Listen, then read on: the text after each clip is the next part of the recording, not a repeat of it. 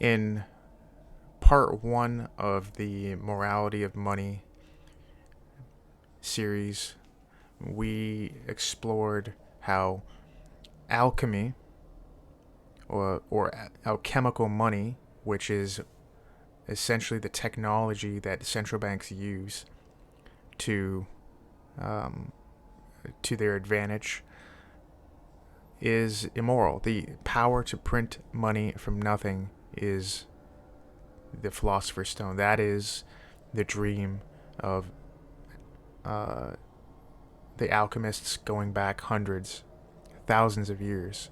Uh, and Bitcoin, as I described, is a rejection of that, an alternative, and indeed an antidote. However, uh, the story is not complete here because there are two more central aspects of the current financial system, of the legacy fiat currency financial system, that we need to explore. And the second is rehypothecation.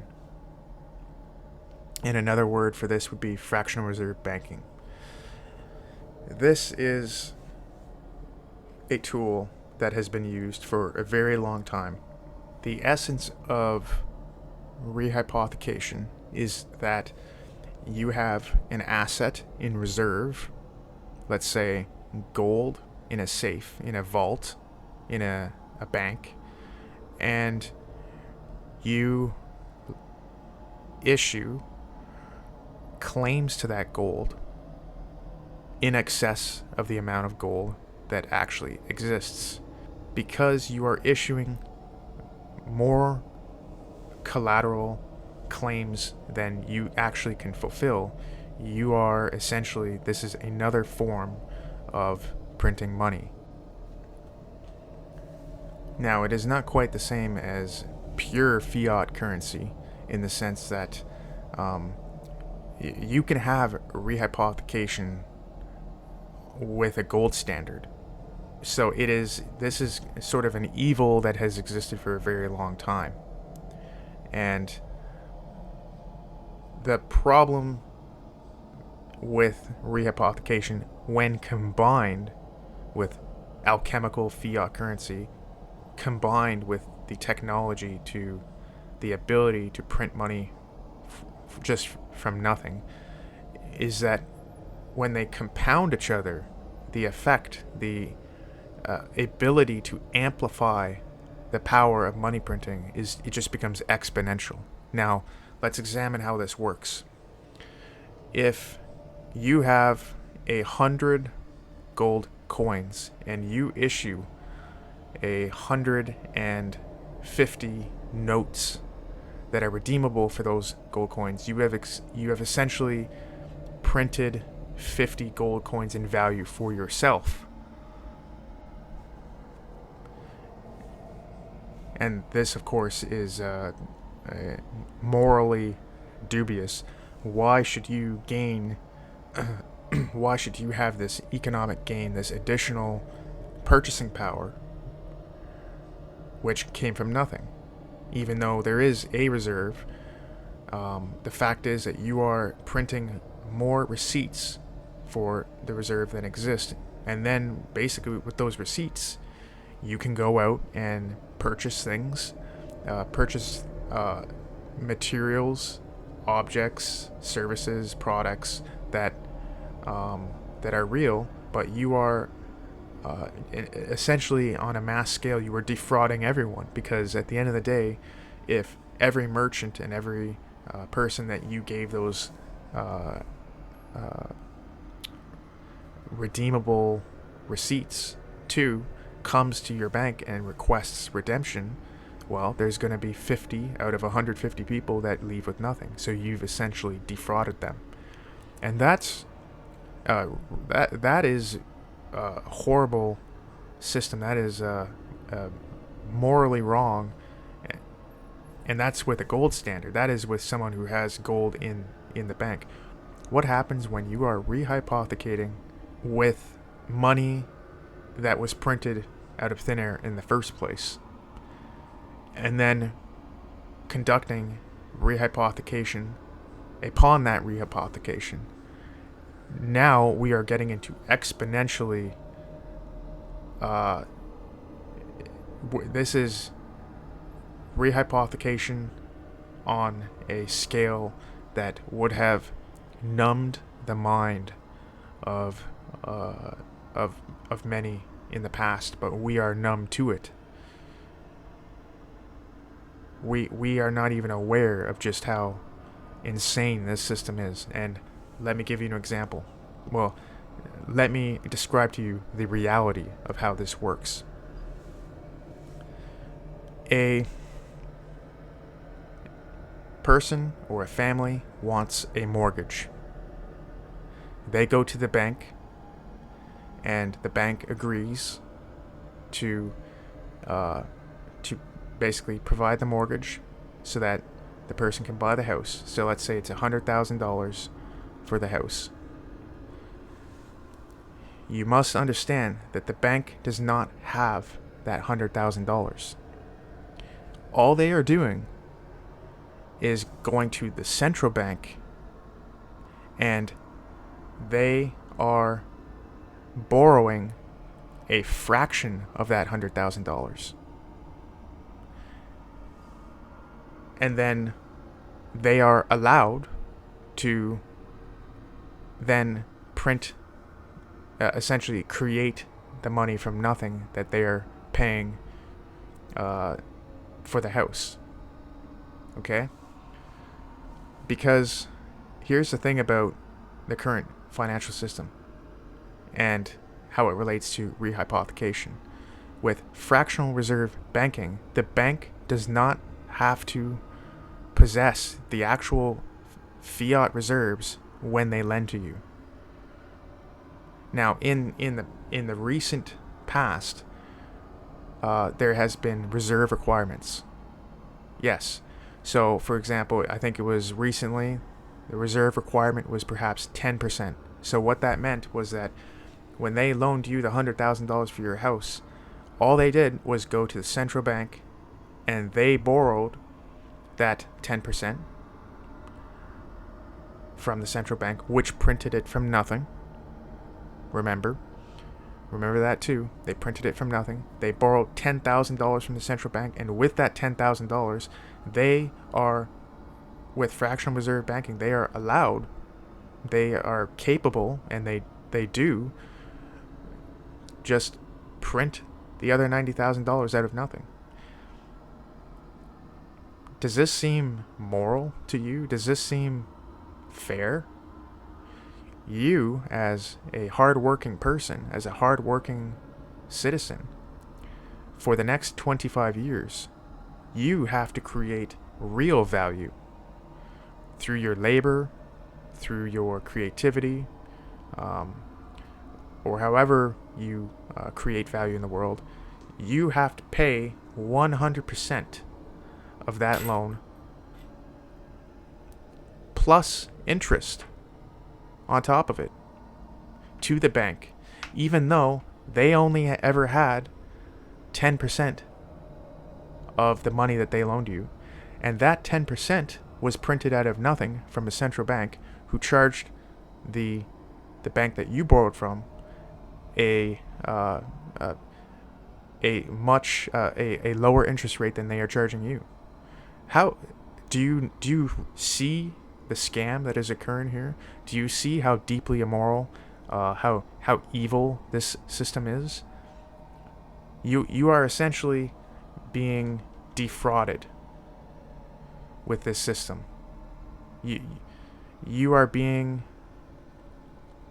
harvested in this chain, this financial chain, this economic chain, at which you are the bottom of it. You are the only person that is responsible not only for 100% of the loan plus interest. You are the only one responsible for that. You are the only one who is required to provide real value to ultimately cover the entire loan. And the bank gets to earn interest. They get to harvest harvest a portion of your energy for the next 25 years, even though they actually did nothing to provide any real value. They had nothing.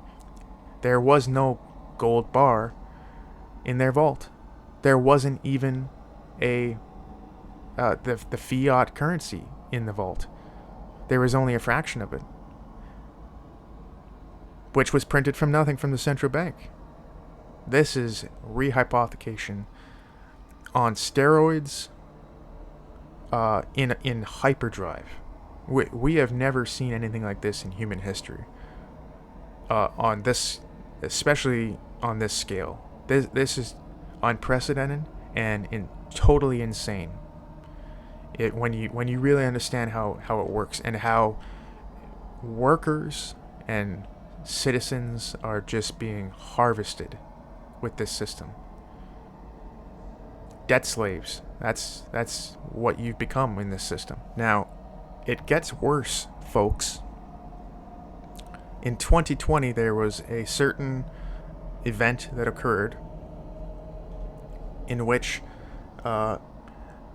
it was deemed necessary to lower the reserve requirements for banks to 0%.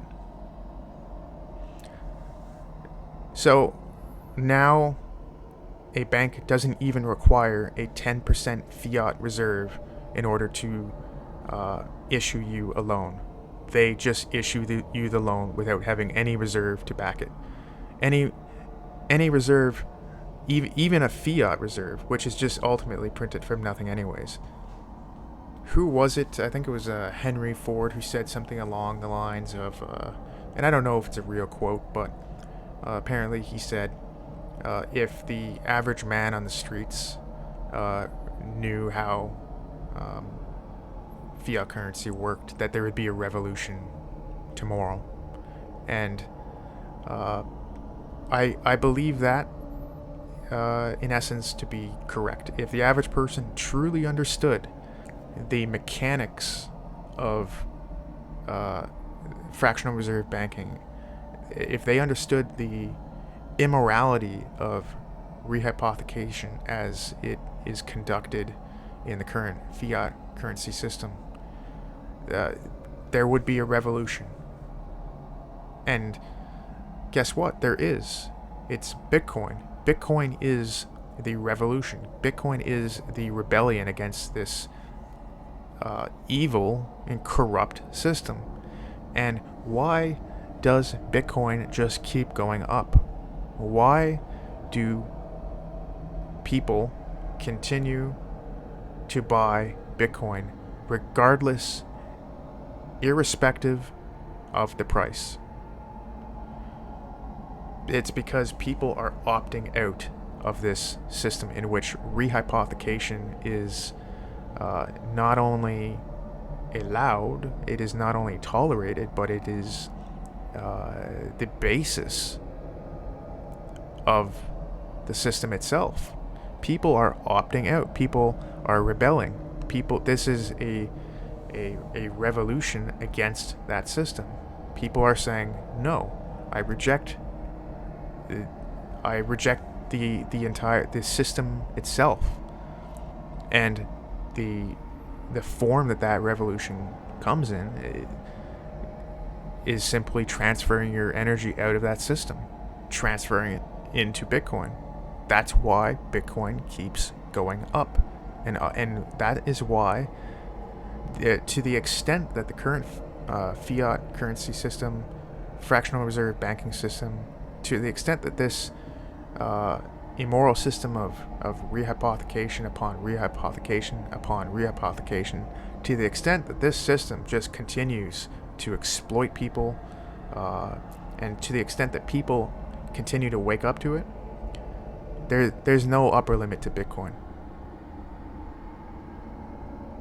If people begin to realize that this is not how Bitcoin operates, they are going to, capital and savings and wealth and energy is going to continue to, like a tidal wave, like a tsunami, a tsunami that is forced through a garden hose, because that's the constrained supply that is incapable of expanding in reaction to demand. That is what is going to happen to Bitcoin's value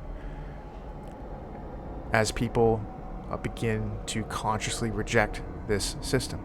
And one of the reasons why they're going to Bitcoin is because this system of rehypothecation is very, very difficult to replicate with Bitcoin. And here's the reason why. This is the fundamental core reason why it's really difficult to rehypothecate Bitcoin. Because at the end of the day, when the banker closed the doors of the vault with the gold in it, at that point, as far as everyone is concerned, they have no idea how much gold there really is. And the banker can play all sorts of games with audits. The banker can refuse an audit. A banker can basically turn that vault into a black box and deceive everyone regarding just how much gold there really is to back up all the paper claims against it. With Bitcoin, it is an open ledger. Anyone, even the poorest among us, can verify just how much Bitcoin is being held by a person, an institution. If you have a bank that is that claims to be a one-for-one reserve with Bitcoin, it's no problem. All they have to do is publish their public address, and anyone can verify and confirm that at any time 100% of that Bitcoin is there relative to claims against it. So rehypothecation with Bitcoin becomes really, really difficult, and the barrier to entry to verify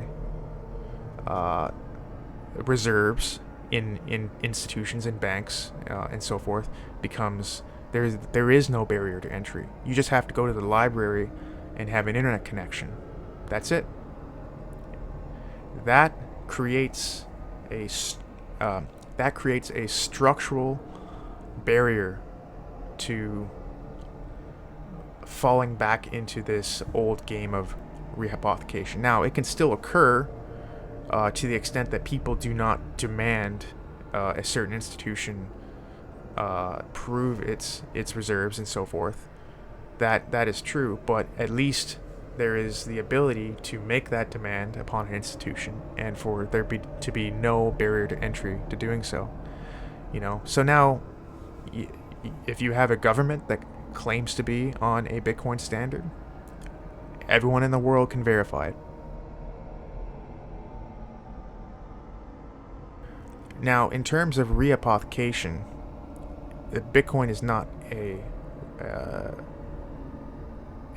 100% fix. There still is issues with rehypothecation, and we have seen this with various exchanges that have not been fully backed by the Bitcoin that they claimed to have, and they have collapsed because of it. But here's my argument or response to that criticism. That is not a fault of Bitcoin itself. It is the fault of relying upon centralized institutions to custody Bitcoin in the first place. To the extent that everyone is capable of taking custody of Bitcoin, that kind of eliminates a need to rely upon centralized institutions in the first place. So, to the extent that Bitcoin is, to the extent that people interact or hold Bitcoin within institutions or allow them to custody them, is the extent to which the potential for rehypothecation to occur still exists. It's more difficult, I would argue, but at least there is that capability of not only of taking custody of Bitcoin directly and very easily and with almost no cost, but every institution, like think about Coinbase, there is a very, very strong incentive to not rehypothecate Bitcoin within Coinbase, because they know that at any time people can start demanding delivery of their Bitcoin uh, essentially instantly, and that can happen very rapidly. You can have a very large group of people suddenly and simultaneously doing so, and to the extent that Bitcoin is that Coinbase is incapable of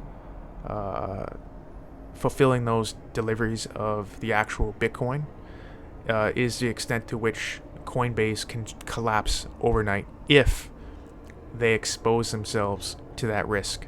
Because with gold delivery, people are less inclined to take delivery of gold, especially when you're talking about institutions, especially when you're talking about millions or billions of dollars worth of it, because it's so expensive to do so. And to the extent that there's very, very little friction involved in demanding delivery of Bitcoin, every institution that custodies it exposes themselves to considerable risk of collapse if they attempt to exploit Bitcoin by attempt to exploit their depositors by rehypothecating it.